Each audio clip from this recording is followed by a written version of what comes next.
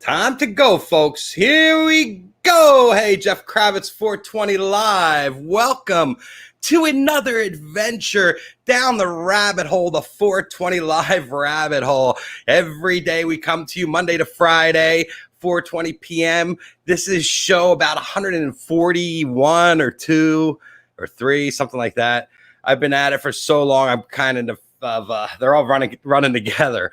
But we've been coming to you since the pandemic started for the past 6 months to distract you from, the nonsense that's going on out there, the messages that are all getting mixed up. And tonight, we're not going to do too much distracting. We're going to do a little finger pointing because if you all tuned in last night, we saw one of the biggest shit show presidential debates that has ever come across our screen. The lack of modicum and respect that was exhibited last night is just mind-boggling. I just sat there in amazement at how, this Adderall-addled president of ours can just rattle and not shut the fuck up. I mean, yeah, shut up, man. Won't you shut up, man? I mean, yes, shut up. You got to hear both sides of what they have to say. So now everybody's talking like everybody's a rocket science today on the social media. You know what they need to do? They need to mute the microphones. Well, duh. They need to put the guys in separate rooms and just let them speak because Trump, you could tell he didn't prepare and he was just going to go out there and defend. And let's face it, he spent almost $1 trillion. And where's our infrastructure? Where's our roads, our bridges, our crumbling infrastructure in America? We have nothing to show for the $1 trillion this guy's spent. And if we let him another 4 years, our country's going to be in shambles. I was kind of thinking about what that White House is going to look like if Joe Biden gets in and what's going to be left. I bet you it's going to be like when you worked in a hotel and you went to see what the people stole afterwards. It'll be like the ashtrays are gone. They stole the salt and pepper shakers. They were taking the sugar packets. There's not going to be anything left in the White House. They'll probably even take the bust of Martin Luther King and give it to the Proud Boys. And, my feed today on Facebook, as I was commenting, because I can't help myself, I would see the Russian bots pop in. People I don't follow, I don't know, never heard of before, all of a sudden come in and lay some defense of whatever it was. And I saw 4 different people and deleted their messages because I don't take unsolicited comments unless they're constructive, or unless they have something to say. But if you're going to sit there and try to tell me how great Donald Trump is and how amazing his racism, and you're going to bring up some Joe Biden did 30 years ago as an example of where he's really coming from, you're not striking a chord with me. I know what's going on now. I heard that dog whistle last night, and I heard it again today from the White House when he was going out to the plane or the helicopter, where the hell he was going, goes out there and talks over a helicopter because he doesn't want to, it's like watching a really bad movie and you're not allowed to get up to leave. You're kind of stuck there. You're like chained to your chair watching it. And I know a lot of people didn't tune in because the debate was not, the ratings were not amazing. It wasn't like more people watch, because I think a lot of people have made up their minds of what's going on out there.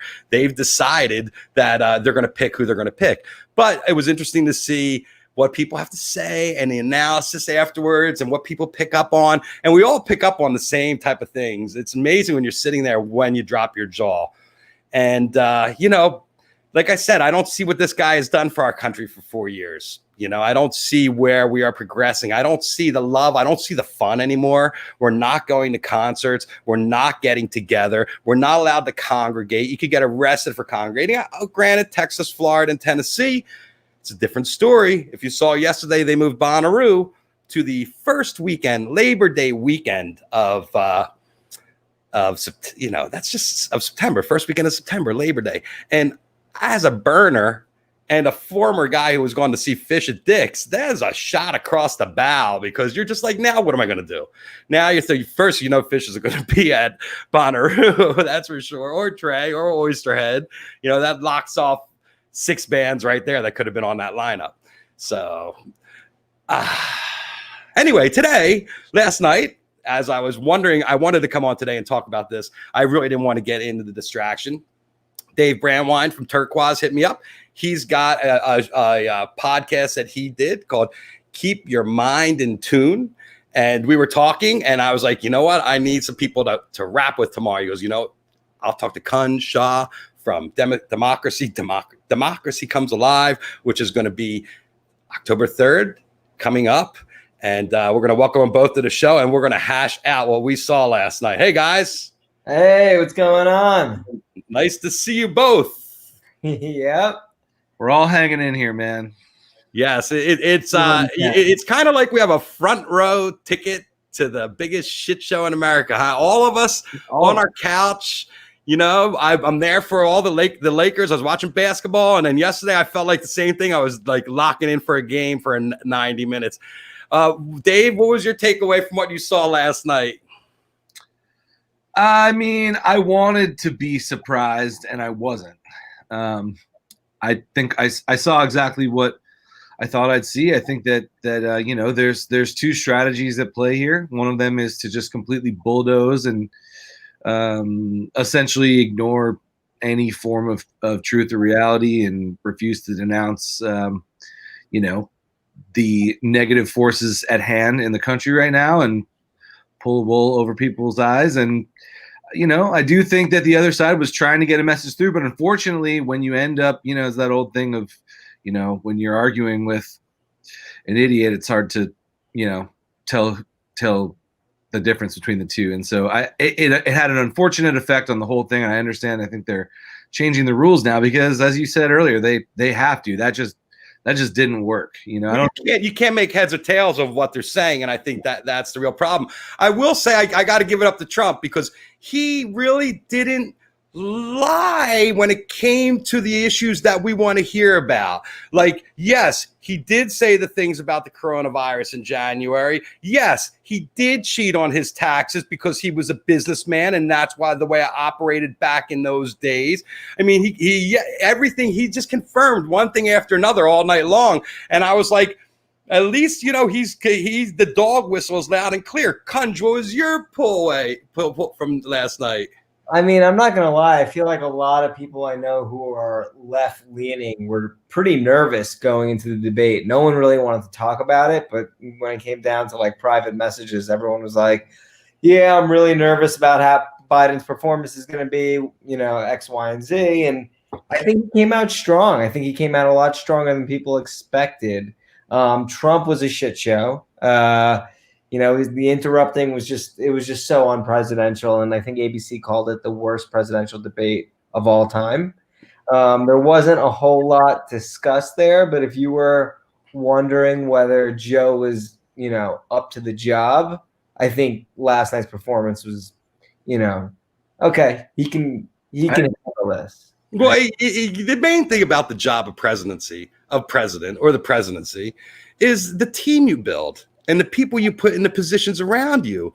You know, you're just a leader at the top there, making sure everybody's doing what you say and going according to plan. But you have so much input from other people. And I think that's one of the things that really turned me off on Trump. You know, it was whether he was leading by hiring the worst people to do the jobs, like Ben Carson and Betsy DeVos. I mean, his administration, you look at environmentally, the heads of Monsanto are in charge of our environment. I mean, come on. So, I mean, we want someone to put the right people in. Do you have faith, Dave, in something that's going to happen? Well, depending on how it goes. I mean, first of all, to speak to your point about, you know, the president is essentially there to put the right people in place. I think that's true. And I've even heard people refer to the fact that somebody like Obama, who is an extreme intellectual and, you know, and really studied person and thinks a lot about the world and all these things, like the job of president was almost beneath him in a weird way. Like those are the people that presidents like appoint to do things, and you have to have a certain amount of just bluntness with playing the game of politics to become president. I mean, he did it. He got elected 2 times, and actually, all things considered, I think he got a lot done. But I think you're right. It's essentially who do we trust to put the right people in place? And you know, unfortunately, regardless of the results right now. And again, this is not a partisan thing to say. This is just. We discussed a little bit of this in our show. I think that the deck is too stacked at this point now you're going to have a 6-3 leaning, right-leaning Supreme Court.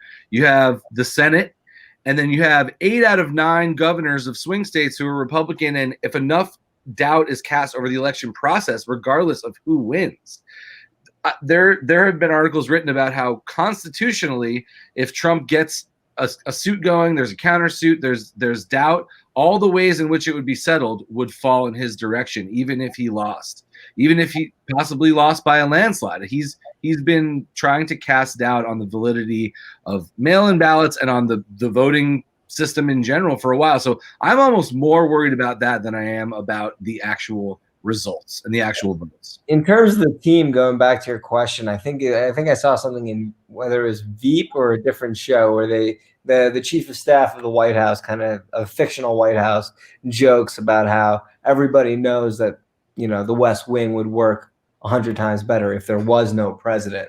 So while I think the job is important and the person who's the leader of that is extremely important, but I think the people who that person surrounds himself with is a lot more important in certain ways. And I think Trump has literally put only people who basically, like, he put somebody from Monsanto, the head of the EPA, puts people in these positions that are basically there to kind of take these cabinet positions and kind of basically destroy the departments that they're set out to be there for, and I just think that Biden, and I trust that Biden, who's had experience in office, is going to bring a team that actually knows what they're doing.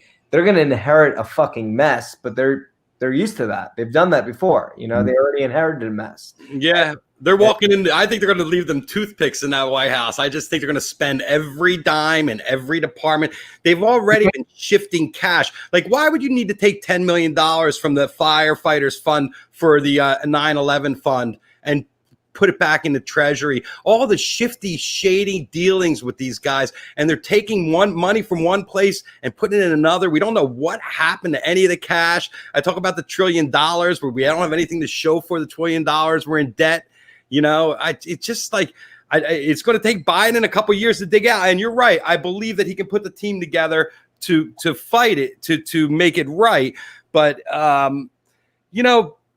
there is part of me that realizes that Trump was kind of like a necessary evil in American politics and American life. I kind of understand why we needed someone to rip the scab off of all the closet racists in the world and to really bring up the polarization, because it would have just been under the surface, bubbling underneath the surface if Hillary was in, and then they would have had she would have gotten 8 years or whatever, and then someone else would have gone in, and maybe we would just progress with keeping all the hate bubbling underneath and festering up in things like Ferguson and things like, different situations. But now everything's out on the top. Everything's out on the open. Everybody sees the problems. They're all out there and they're all obvious for us to see.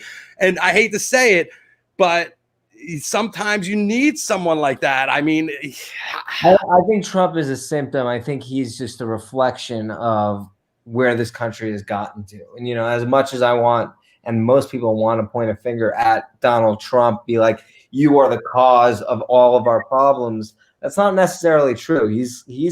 There were a lot of problems in this country before Donald Trump. He's just the face of a lot of them. Well, he's the face. He's the face of the 1%, let's say, the fat, bloated, white, rich, pseudo billionaire that's up there. So he would be like the spokesperson for the 1%, and they are pulling all the strings. Let's face it, they hold all the cash. So, go ahead, Dave. I don't think we should paint him as too much of a symptom versus a cause, though, only for this reason. Think about this. Obama won 2 terms, right? A majority of the country clearly supported him. And now we have somebody who, as you mentioned earlier, Jeff, in the debate, and time again has refused to denounce white supremacy, white supremacists specifically in their most classic sense, not even in the sense we talk about systematically today. But he's openly basically endorsing a white supremacist view, and still Biden and Trump are 50-50 in the polls. That feels like he's changed the country. That feels to me like he's awoken something in people where they're like, yeah, I am comfortable where I am, and I don't like all this change. And well, it's not 50-50. It's there's an 8-point difference in Biden's favor right now. It's 42 to 50%. So and it is hard. There are some battles where there's 50%. It depending state by state. There's some battles where there's 20 points to Trump, like Montana, and there's some places that are 20 points to Biden, like New Jersey, and 30 points to Biden, like California. So the country is definitely divisive, but the ones that are really go blue are going blue. The things that I read, there are a couple of interesting things I saw in the past couple of days. One is at this point in the election in 2016, with the open polls, this was 4 days ago, so this has probably changed by now, 6,000 people had voted. In 2020, at the same time, 866,000 people have voted. So when you look at the turnout, it's almost 1 million people more came out already in this election and stepped in and voted, not including the mail-ins and everything else like that. This is the people that went in for early voting. The other thing is that the mail-in ballots, the whole strategy of Trump to denounce them, well, the only people that are buying this are his supporters. So when they started polling people and asking them how they voted, what they found was Democrats, 60% of Democrats are like, yes, I'm going to vote by mail. I'm going to vote early. I'm going to do it right. And the Republicans are all like, no, I'm not voting by mail. And they might not go to the polls either.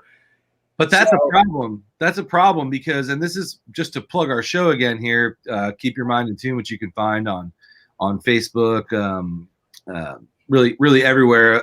Today we posted through Headcount, Nugs, Live for Live Music, Turkuaz, and our own page, Keep Your Mind in Tune on Facebook. We've got a YouTube page.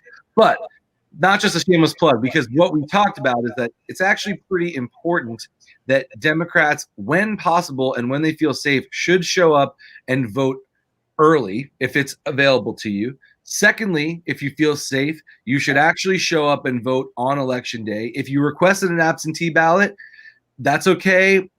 You can either drop it off, but there's risks that how different ways it can be thrown out, signature match, what have you. If you want to go and vote in person instead, even after you've requested an absentee ballot, you can cast a provisional vote. And once they see that you never sent in the absentee, it will be counted.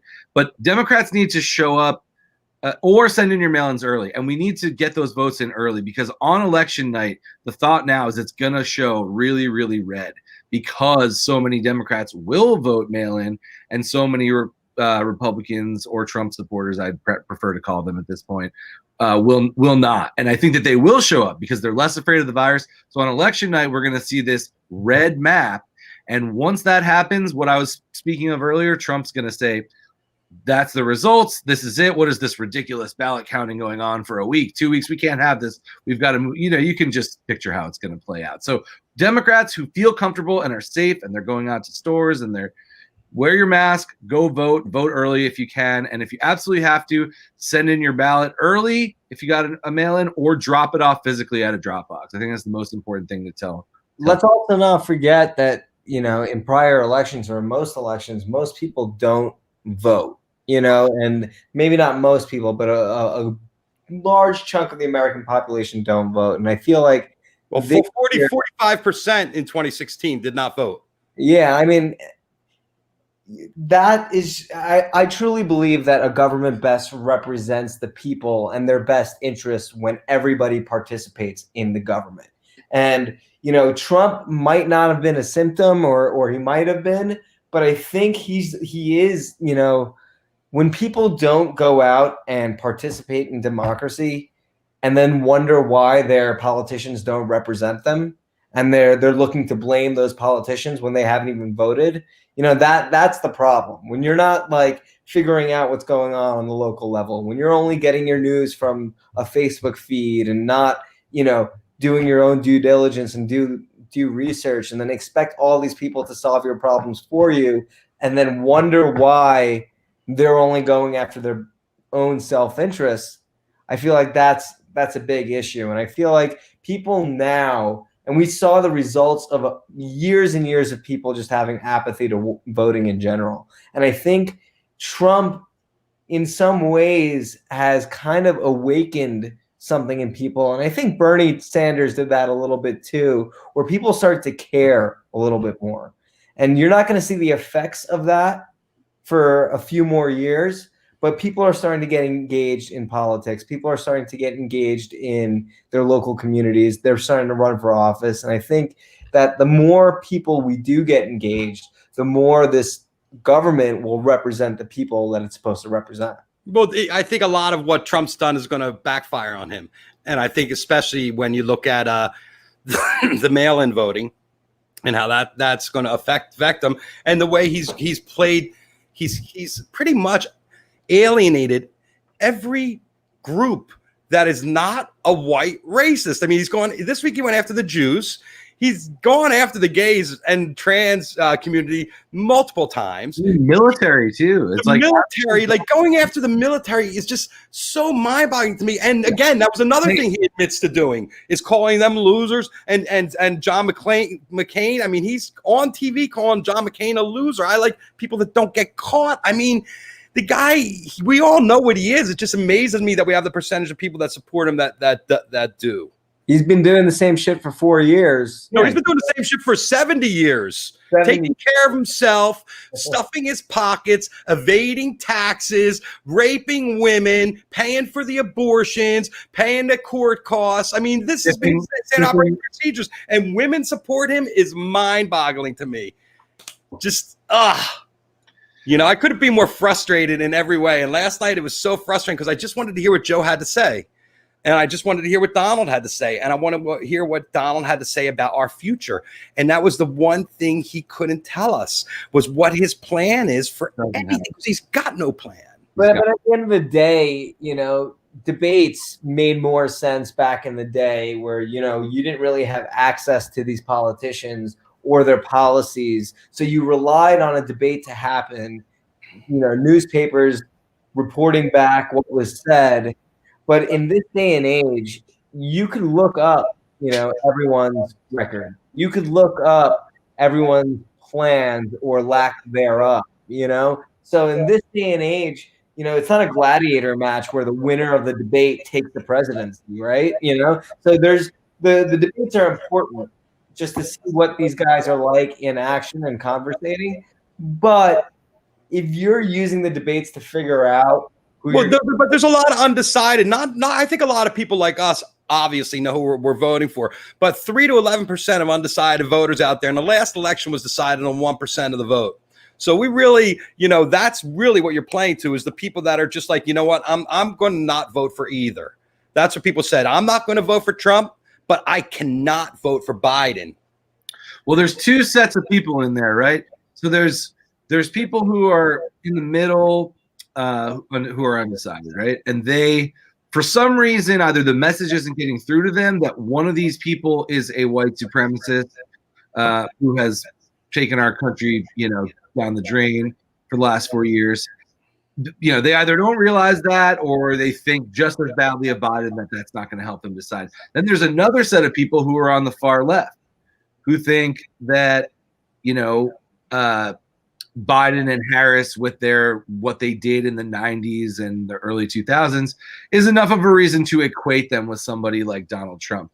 And to me, what this is on that end is a bit of lack of understanding that you do have these two choices, and the very people that you claim to be so liberal and so in defense of, you're actually hurting them, because these people I think are going to be fine either way, you know, like at least for the next few years. They'll survive another Trump presidency, but there's a lot of people down at the, you know, in the worst situations, in the worst neighborhoods in the cities of this country who are not going to survive another Trump presidency. And I think harping on what, like you said earlier, Joe Biden and Kamala Harris did in the last 30 years is just such an insulting thing to those very people that you claim to be so woke and so in touch with. And people, they hate being told to vote for a lesser of two evils, but I've said it before. I don't know if it's a lesser of two evils. I think it's just good versus evil at this point. People can change, and people can try to correct the mistakes they made in the past. In the 90s, we all were flawed in our thinking. People in those neighborhoods wanted more police. They wanted, it's like we've evolved. We've grown to understand what the prison industrial complex is. We've grown to understand the sort of plans that have been in place for a long time that we're all victims of. And I think one side's trying to change that, and the other side wants that to perpetuate. I also think that it's more than just this election. Voting is something that you do for, a couple hours in a day, but then you go back to being an engaged citizen. It's not just all about, it is all about voting, but then you're not marrying the candidate. They're like a subway. You're taking them to one location, and then you're going to vote for somebody else that's going to take you to somewhere else. It's not like you're marrying your candidates, that you don't have to agree with them on everything. Whoever serves your best views, you vote for them, and then you stay engaged, and you stay proactive about exercising your right to talk about or basically just talk about what you believe in, and pushing your candidates to do the same.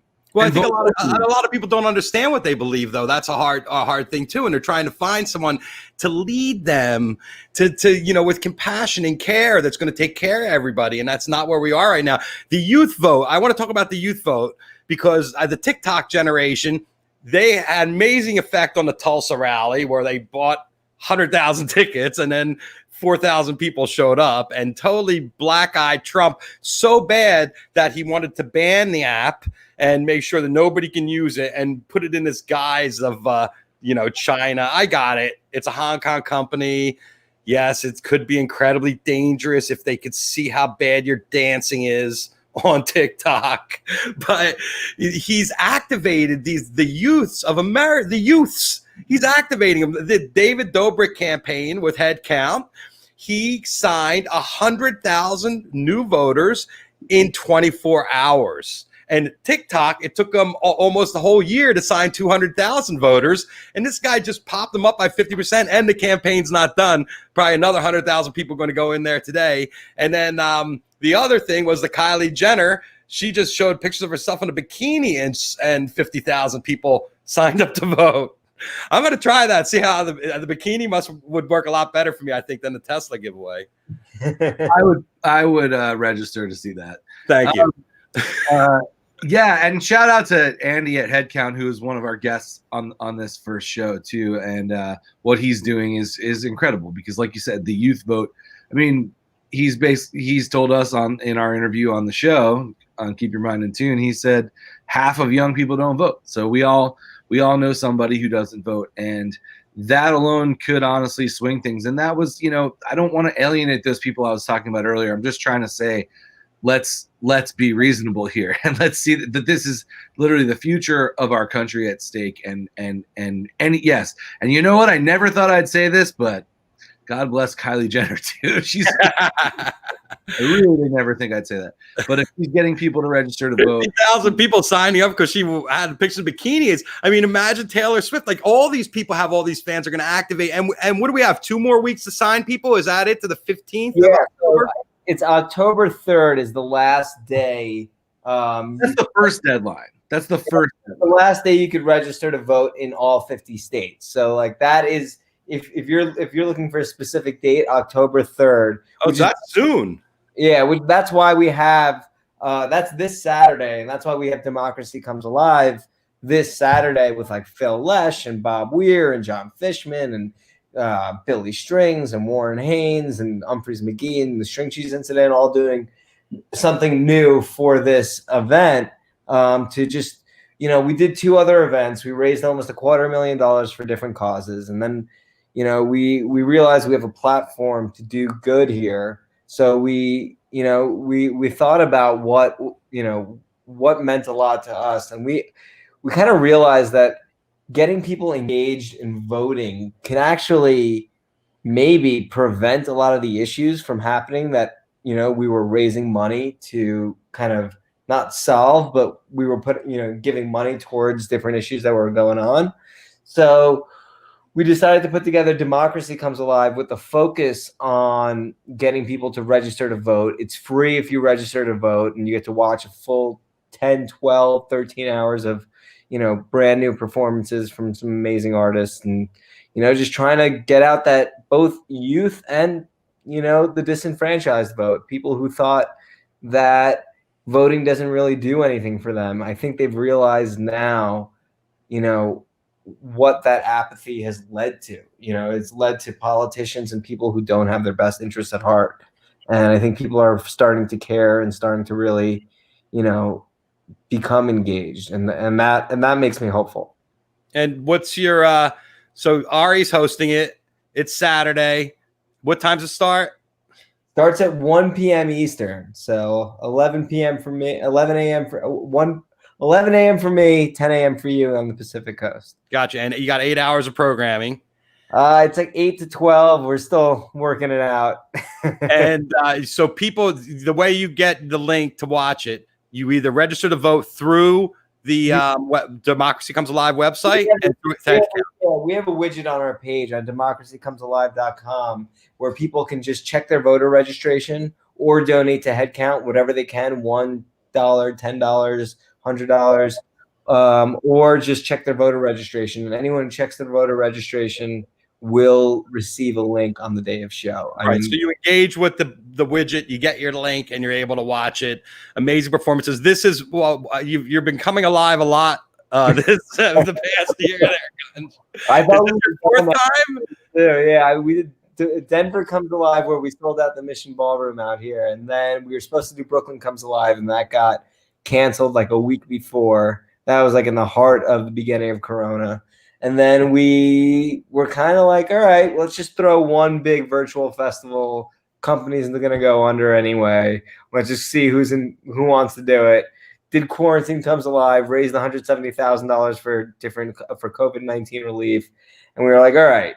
And that was on the night of the, one of the biggest nights where people were protesting. And we got alerts on our phone that were like, curfew is now in effect. And that was the night of our Quarantine Comes Alive virtual festival. So the next day we were like, all right, we just did such a good job here, but the world's on fire. People are, finally waking up to some serious shit that's been going on in our country since the beginning of our country. What can we do here? So we put together Justice Comes Alive. And then, I had the idea to do Democracy Comes Alive when I was mid-sleeping. I woke up to it and realized that if I had the idea to do something like that, to register people to vote, and then didn't do it, I'd be fucked. I'd be pissed at myself. So, it was just one of those ideas that once you have, you can't really not do what. Well, and especially with the talent that you have access to, you're incredible job. We're really looking forward to it. Yeah, I had Don Strasberg as well help out with some of the bigger names on the lineup. He's the president of AEG Rocky Mountains out here. Yes, we all know Don. And Dave, keep your mind in tune. Yes. Nice logo. Thank you. Yeah, my buddy Javier Cruz made that logo, and it's actually there's an animation when you watch the show between segments of that. And another thing that Kunj and I, another project of Kunj's, of which he has many, and I too am working on a bunch of different musical projects. But same thing, I was just like, if we don't do something leading up to this and do everything that we can, basically, I'm not going to be able to live with myself.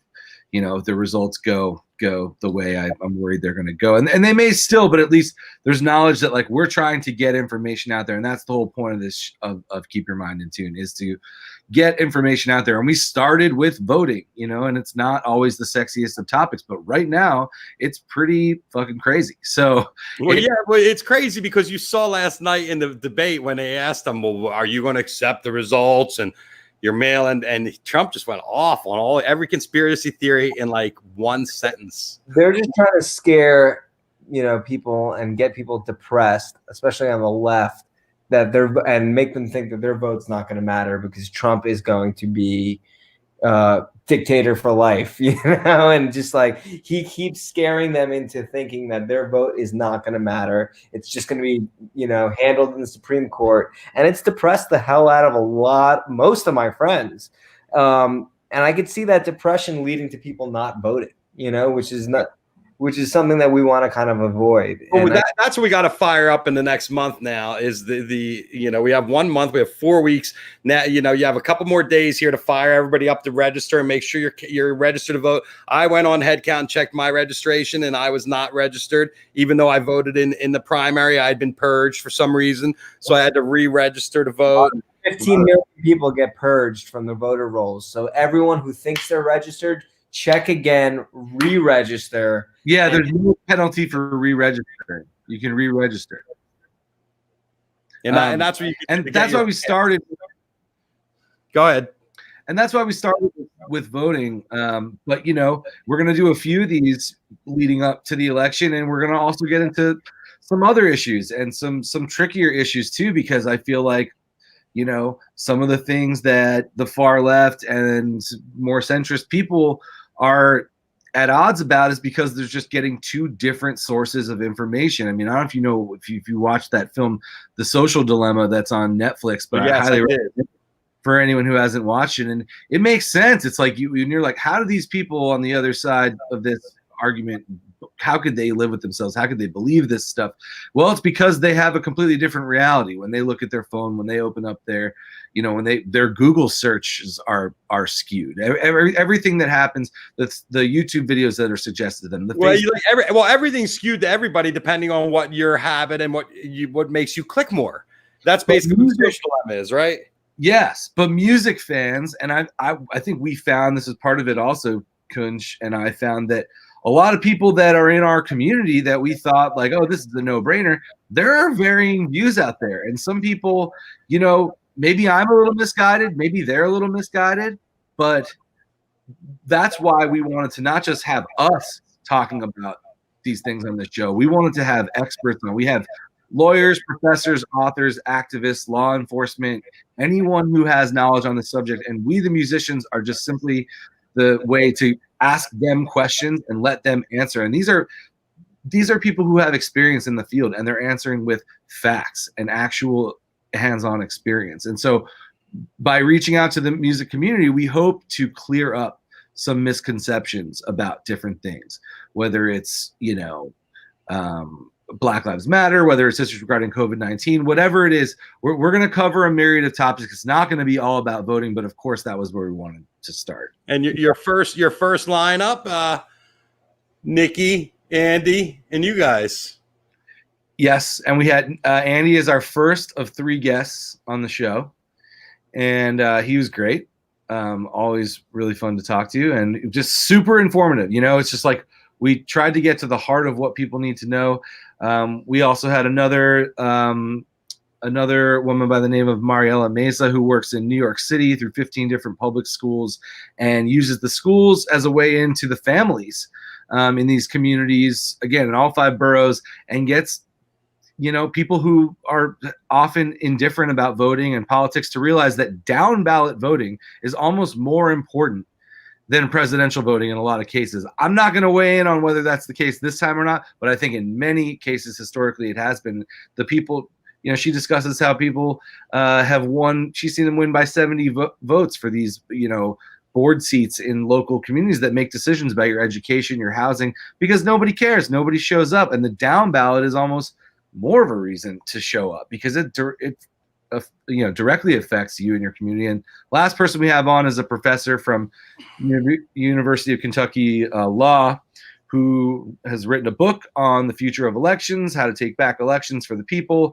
And he's just extremely informative in terms of the past into the future of voting, from, you know, the earliest days of mail-in voting, voter suppression, different tactics over time. So we try to cover multiple angles of the topip that we're analyzing each. When me and Dave started discussing this project and kind of came to the same, like, came up with the idea, we kind of realized that a lot of people are just they're getting their facts from each other. And we wanted to talk to people who actually for lack of a better way to put this, knew what they were talking about, but also did this stuff for a living and did it full time, researched this stuff for years on years on years, and can talk about it in a way that's not fully political. Now in this day and age, almost everything is political, but they're able to kind of bring a sense of knowledge and fact-based learning back to, a time right now where almost everything is just pointed opinions. And we wanted to kind of bring the discourse back to something on a more educational level where me and Dave are not pretending to know everything. We're actually curious. So we're asking people, what's the deal with, this down ballot voting? What's the deal with, different things that are happening with my ballot, or what's the likelihood of my ballot getting rejected? We talk about that. Then we even, we have another episode where we talk to ex-police chiefs about, how they feel about defund the police and social justice issues. And, I think it's really important that we talk to as many people as we can who do this stuff for a living and get a more fact-based, approach and have fact-based discussions with one another, as opposed to just shooting off tweets in anger or sharing articles without even fully reading them. And well, that's your part of the problem is the attention span of the average kid is 90 seconds, if that. I'll share a 1 minute clip, the best of clip, and some people watch 23 seconds of it. And I'm like, wait, you can't watch a full minute? You don't have a minute? Once Instagram went from 1 minute to 15 seconds, I realized that people only watch videos for 15 seconds. And when I take videos of things now, I realize when I'm taking a video for, say, a band I'm working with or whatever, I purposely only take a 15-second video and then I clip it because I know that's now the attention span. But I think that if you have the right musicians and you have the right speakers, we're testing this out. We're hoping some people might listen, and we have a musical performance at the end of each episode to kind of make people listen even more, as if they want to get the right. They got a little payoff.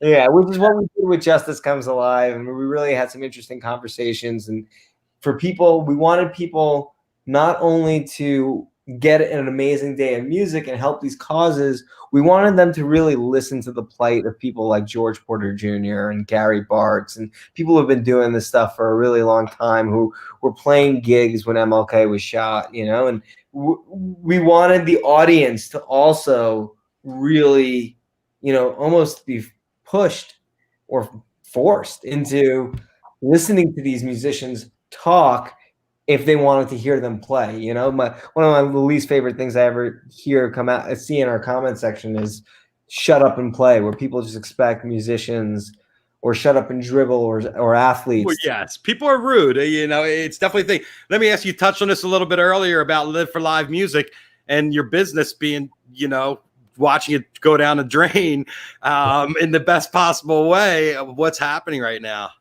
I mean, it's happening on a couple of different levels. There's not, shows for us to be promoting and marketing and helping.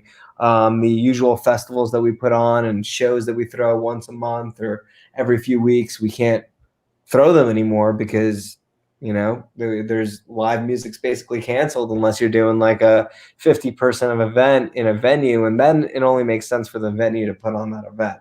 So the production side of things has just come to a complete halt.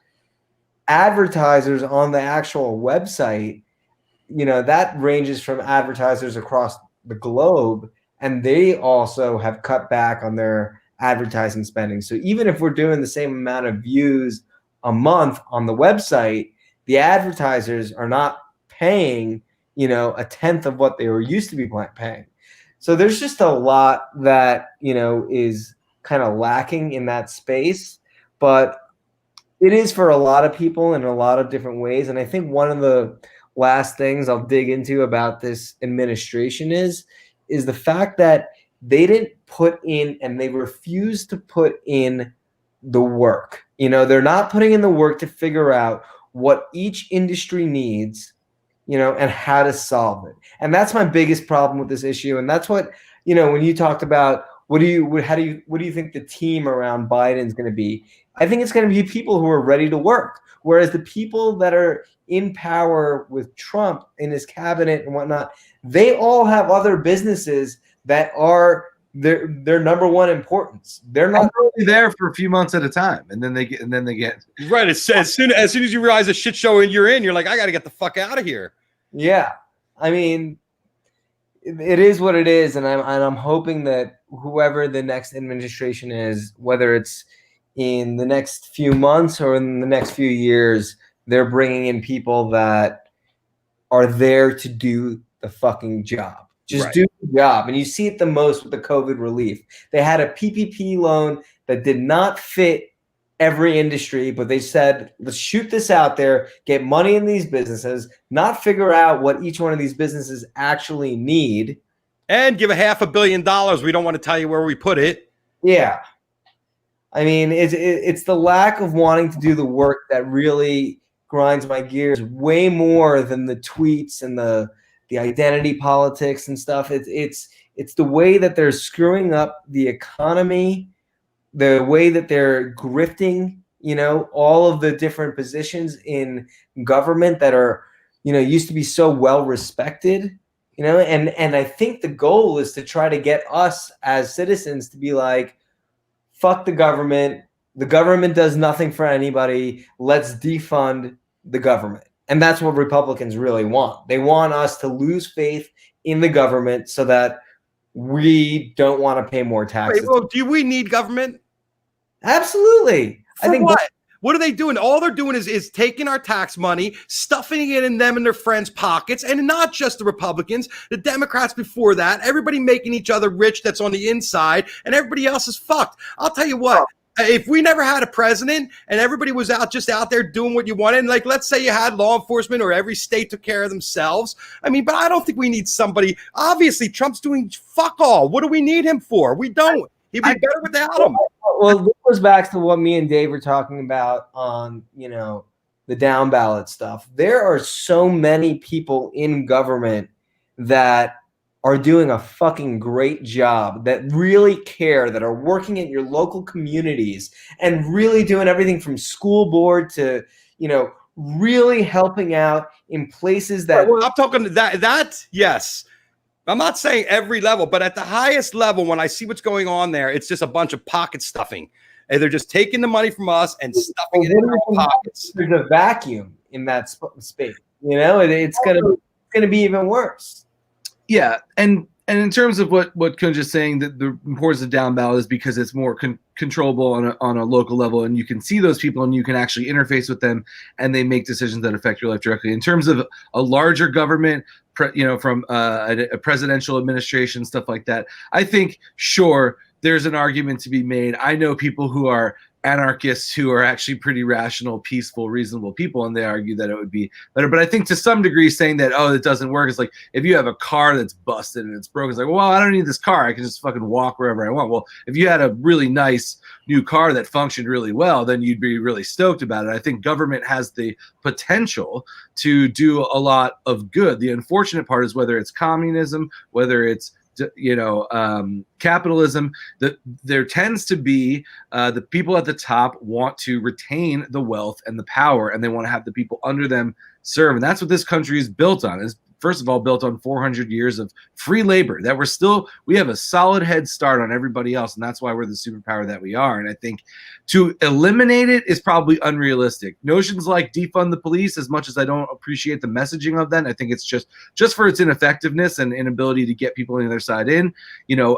I still think the ideas in there are valid, and that there are ways to reapproach, refine, and improve government that, unless we're all active, unless we get that voter turnout from 50 to 90%, as the professor says on our show, that's not going to happen. And so the government is only as good as, the number of people, the citizenry that are engaged with it. But I hear you, Jeff. I have a way of thinking I call liberalitarianism, where I certainly have libertarian on views on certain things, and there's inconsistencies across the left and the right. It's like, well, if you're a libertarian, don't tell me what a woman, don't say what a woman can do with her body. Don't tell me what drugs I can do.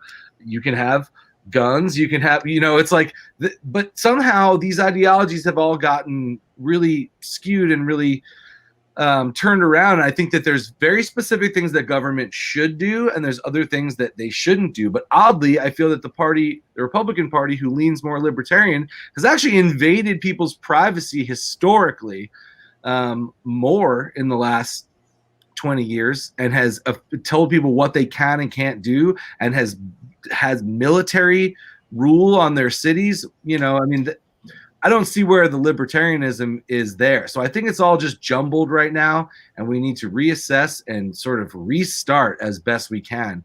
What you're saying, Jeff, with the whole fuck the government, we don't need the government. It's exactly what I just said right before that, is that's exactly what Trump and the Republicans want you to say. They want you to think that. They want you to say that. So in the next election, you don't care, or you don't want to raise your taxes. Why do you want to give more taxes to government? There are a million amazing government programs that help a lot of fucking people all the time. There's a lot that government does. But we could trim a lot of fat. We could trim a lot of fat out of that government. There's a lot of people in there. It's just stuff in the pockets. Look at the jobs he's giving his kids. All the nepotism. It's just so fucking corrupt. And I think that's the thing that's making me really disgusted with the whole thing. But trust me, I'm voting.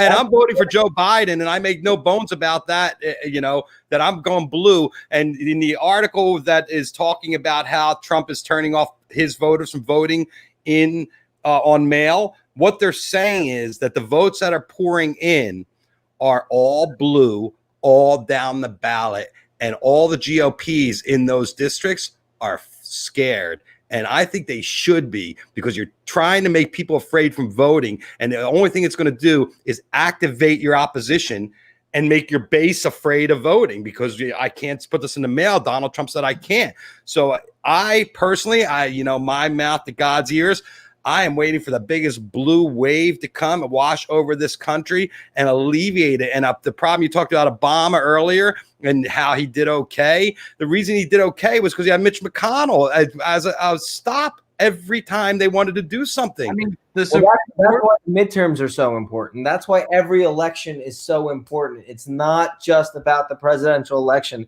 It's about, the stuff that gets voted on in your local community. Those are your budgets. But there has been voter apathy. And like I said, in 2016, 6,000 people, and now 866,000 people have voted. Those numbers alone should have the Republicans running scared, because when you have an active constituency that wants to go out and vote and is already out there early voting, they should be very, very afraid, because I think the people are going to speak. And you cannot continue to play to your 34% and keep alienating everybody that's got anything. Like, my skin color is kind of dark. I bet he'd be like, yeah, Kravitz, you're out. It's the same thing. Kunj, you'd be out. Dave, you'd be okay, probably. We're in a fucked up world, guys. And I'm Jewish. Who knows? I don't think Cushing is really. That's true. You're white, but you're Jewish. Yep. There you go. But it's great. I really feel that it's important for all of us to activate. I know that my show over the next month, we're going to be talking about a lot of serious things and more things like this. Kunj, you've done an amazing job. Your business is on the line, but you're still finding the energy to come in and to bring us awareness, and hats off to what you're doing. And Dave, I appreciate what you're doing with the new show. Do you want to tell us when it's showing, how people can tune in? I have two things for you. First, Kunj, Democracy Comes Alive. They have their own website.com. That is going to be Saturday, 1:00 Eastern time, right? Yep. All right, good. And then keepyourmindintune.org. That's your guys' new show. How many episodes are you planning on doing, and when are they playing, and how do people see them? And this is your Instagram. The first one aired earlier today. Nugs, Headcount, Live for Live Music, Turkuaz, and Keep Your Mind in Tune all cross-posted the stream, so you can go to any of those Facebook pages now and watch it. And on keepyourmindintune.org, which is up on the screen again now, that's basically just a landing page for all of our different pages. You can go to our YouTube where we have some other clips. And again, the episode ends with musical collaboration as well, so it's not just talking about this stuff. This week it was myself, Nikki Glaspie, Nigel Hall, and Swatkins did an OJ's tune called Put Our Heads Together, and that's where the episode culminates with that. And we're going to put out as many as we can before the election, and then, I think maybe not as frequently, but we want to keep this going. I mean, I think overall this is something that needs to be out there in the midst of just the social media environment and how crazy it is. We want to be just putting facts, truth, people with experience, and good music as well, and musicians that people know and love and can sort of be a portal to this information. That's our. You could follow Keep Your Mind in Tune, Live for Live Music, or Turkuaz to find out when the next episode is. We did the episode earlier in the day today. We didn't really want to go up against South Park or Fish, so two very important things that. Hey, I got a Lakers game tonight, guys. I know you probably don't care because you're in Denver. Sorry, but we got Lakers. Maybe we should have gone against the debate, because most people I talked to were like, I couldn't even bring myself to watch it. So maybe that would have been. I really wanted to watch it. I mean, I really wanted to sit there and give Trump. Even Trump got elected in 2016. I had all faith that he could rise above the petty shit and maybe be a good leader and maybe be able to unify. I was like, you know what? He was a Democrat. Maybe he said all the stuff to get elected, and he's going to go middle of the road. I think a lot of people thought that, and his Republican handlers were just like, nope, these are all the things that you need to do. And you know what? I think he's blown away even what the Republicans thought he was going to do, because he's been very effective at pushing together things that would have taken decades and decades and decades to get done. And he's just slammed them down everybody's throats. If you're a criminal and you have a way in, you're not going to ditch that strategy. You're going to keep that way in, because if he had gone back and said, never mind, I'm this reasonable guy. The fact is, I mean, we don't say stuff like a mobster forever. You're 100% right. He's a crook. And I mean, honestly, I think the reason he's going to stay, whether he loses or not, and I really do mean that, is because he is going to jail if he doesn't. And so you know what? He's not going to listen. It's going to be such a freaking landslide. Don't tell anybody. But it's going to be such a freaking landslide. Oh my God. I hope 70% or more. You heard it here.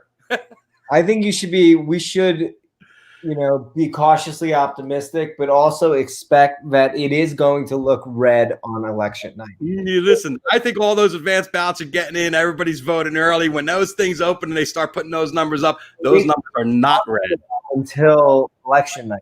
So yes. The ones that they've been getting for the last few weeks, they can't count in some states until after election night, where Trump's going to say, these are the results of the election. It's the right. Let me tell you some Kunj. You could tell how people are going to vote by looking at them in line. If they're wearing a mask, they're a Democrat. If they're not wearing a mask, they're a Republican. It's going to be easy like that. You just count them out. Look, there's 100 people wearing a mask, 20 people not wearing a mask. I mean, I hate to say it's that easy. Our own tally. Let's do our own tally, and then we can report on election. We can tell everybody who won on election night. I am totally down. You know what? That's interesting to think about programming on election night, because I really enjoy being able to have a format. And Dave, now you guys and Kunj, you guys now have a format where you can have people on and you could talk about the issues. And it's an amazing gift, because, you're getting it out there and people are hearing it. And even if you can convince one person to vote, and I don't care how they vote, or to register to vote, or to check the registration, to me, that's a win. So you guys are doing a great job. Yeah, well, there's one concert I went to in 2016. Love Headcount, love Andy Bernstein, but this was the worst concert experience in my entire life. They did an everyone orchestra show with, some of our favorite musicians in the scene at Brooklyn Bowl, with the election results in the background. Oh. So as the night got later and later in the night, it it just got darker. The music got darker because it's all improv, and you could see the musicians freaking out and people just leaving the Brooklyn Bowl in tears. You know, shit got real. And I remember walking out of the Brooklyn Bowl being like, this was probably the worst concert. Hey, we knew it was the end of an era when we woke up that day. We knew it was the end of an era. Guys, thank you so much. I appreciate it. Thank you. Good luck, and good luck to all of us in America. See you guys. Thanks, Kunj. Thanks, Dave. Great show today, guys. I really appreciate Dave and Kunj coming on and talking real talk. And I hope you guys enjoyed it at home there. Peace, love, happiness to everybody out there. Big hug to all my friends. You have till October 3rd to register to vote. And if you go on, David Dobrik's giving away those 5 Teslas, I would get on that. Tesla is the most amazing car. No matter what you think of Elon Musk, it's a nice ride. And one last thing. Go Lakers. Here we go. Playoffs. Woo!